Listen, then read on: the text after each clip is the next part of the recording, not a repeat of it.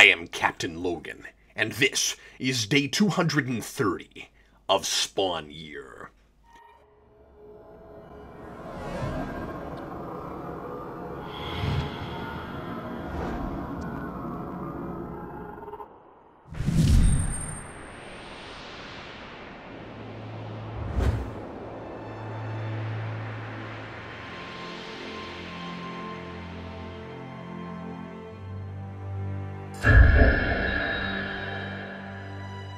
Today when I awoke, a man wearing blue jeans and a Mountain Dew shirt, a demented grin, and who held intense unpredictability in his eyes, sat in front of me. He had fished today's comic, Spawn 120, out of the trash can. He just sat there, maybe for hours, waiting for me to regain consciousness. I'm beginning to wonder if Spawn Year isn't telling me to stop falling asleep. Next to the clearly insane wild-haired man stood a scythe, propped up against the alley wall. It was instantly obvious who he was intended to remind me of. These story parallels have all been less than subtle, and so his appearance, at least after the initial shock wore off, wasn't altogether surprising. The odds were that, like Captain Cogliostro, my own personal freak was here to challenge my resolve or distract me in some way. But unlike Captain Cog's rehearsed, well-concocted argument designed to scare me into giving up my task, this guy attacked my ability to complete my goals head-on. He began reading the comic out loud. I asked him who he was and politely suggested he hand the book over, but he ignored me and continued reading. After a full page, I lunged for the comic. The freak held it out in front of him and threatened to rip it in two if I came any closer. He said if I wanted to write my critique, I would have to base it solely on his oral performance. There was also something there about rubber duckies and root beer floats that seemed inconsequential. Besides the fact that reviewing only the words in a comic without visual context and without knowing who is speaking them would be absurd, and besides the fact that I refused to subjugate myself to a spastic, delusional, likely homicidal caffeine addict, and yes, I realize I myself have at one time or another qualified for at least 3 of those 4 descriptors, I also couldn't be certain such a review would be acceptable. Of course, without Doomsvents looking over my work every day, I can't know absolutely that I'm still playing the same game. But as I have resolved to continue on under that assumption, I chose not to risk it, and, reluctantly, risked my power reserves instead. I tried bribing the freak with root beer, since he had mentioned it, but he wasn't interested. I might have simply whisked the comic away from him and into my own hands, but as I am unpracticed, I couldn't chance poofing it into oblivion. And that's when I observed an uncanny resemblance in demeanor, mannerisms, and vocal timbre to that twisted maniac I saw myself reduced to in the dream I had back in the graveyard. I offered the freak a Pop-Tart. He giddily accepted my offer, but when I attempted to manifest a Pop-Tart, I ended up with my most reviled of all snack foods, a Pop-Sickle. Yet, to both my relief and dismay, he was delighted.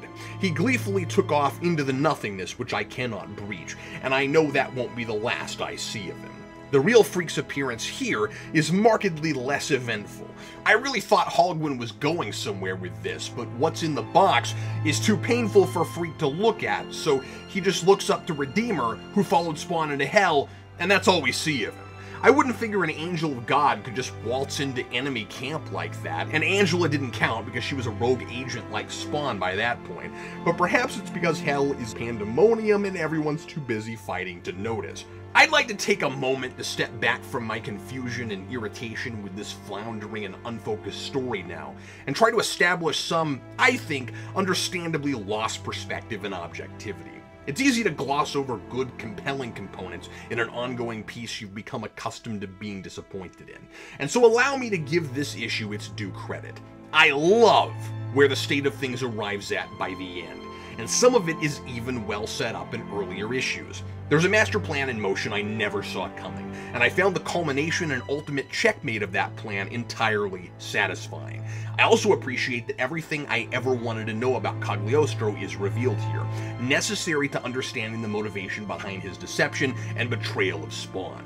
It's the long con execution of his scheme I find unbelievable and poorly thought out. As I suspected, Cog is indeed the biblical Cain, the very first murderer who killed his brother, and therefore the first Hellspawn. He was the person Hell was originally built for, but he refused to spend a day punished there. That's why he took the Spawn option. This whole time, Cogliostro has been grooming Spawn to kill Malbolgia and then help him to take Bolgia's place. He's the original deceiver. He throws a man trying to do right under the bus in order to get what he wants. He pretends to be desperate and pathetic and like he wants to make the world a better place, so Spawn will trust him, and his cryptic nonsense makes a little more sense now. It was never about giving Spawn real information, just what would manipulate him to kill Malbolgia and put him on the throne. As a consolation prize, Cog gives Spawn his humanity back and puts him back on Earth, but he's in shock and horror. Spawn was beyond wanting that, finally. He sheds his very last scrap of longing for Wanda when he accepts Bolgia's throne, and with the box, which turns out to be the last remnants of the Garden of Eden, Cog makes Spawn think he's turned Hell itself into paradise. Ever since he realized heaven isn't pure good as it should be, that's all Spawn's wanted. So now he's Al again, with no power, and he's back to what he used to want, but has moved beyond. I'm impressed, really, just stunned at those final pages. But the question is, was it worth 120 issues to finally learn from Cog, this was never your story, it was mine? I never understood what Cog saw in Spawn, why he was so special, and this actually pays that off magnificently. Spawn was the most obtuse, easily controllable Hellspawn Cogliostro had ever met. All the reasons I thought Cog was nuts for believing in Spawn were precisely why he thought Spawn was the one. Spawn's the cosmic fool, destined to change the celestial balance because of his idiocy, not his nobility or humanity. But this series is too sprawling for that sort of tragedy. Imagine thinking or hoping for 10 years Spawn is a real hero in this thing that began as a pseudo-superhero story, and you find out after all that time he's Cogliostro's patsy. Because the story simply has big plot points at particular issue numbers instead of a fluid progression to those events driven by characters' actions, I'm left thinking this could have been done by issue 40 or 50. Why didn't Cog open a secret portal to Hell earlier and convince Spawn to fight Malbolgia? If he couldn't have won without whatever power he'd obtained in the Heap incident, how could Cog be sure Spawn would ever be able to face Malbolgia? If Cog didn't have the artifact he needed to ensure his place on the throne, why did he lead Spawn into Hell to kill him in issue 100? He should have been worried Spawn would take the throne for himself and he'd never be able to touch him. And he couldn't have known the devil would find the box just after Malbolgia died so he could take it to Hell and use it to distract Spawn long enough to pick up his crown and declare himself king. And I guess the devil has some vested interest in Cog ruling the 8th Circle. So what? They both conspire together to manipulate Spawn into planning to take over the world, to piss off the Earth, to suck him into Hell, to make him mad with power and a savior complex, to open the Eden box as a cheap distraction tactic to put Cog on the throne. I don't know why she swallowed a fly. Perhaps she'll die. This is nothing but a series of conveniences that culminate in what McFarlane and Holguin want to happen happening. It feels like they've set up a number of elements they haven't thought through. They pretend it's a brilliant, elaborate plan, and then come up with a way to flimsily force a puzzle together with a bunch of extra irrelevant pieces, with pieces that don't interlock at all. I have never so passionately loved and hated an issue of any comic book in my entire existence.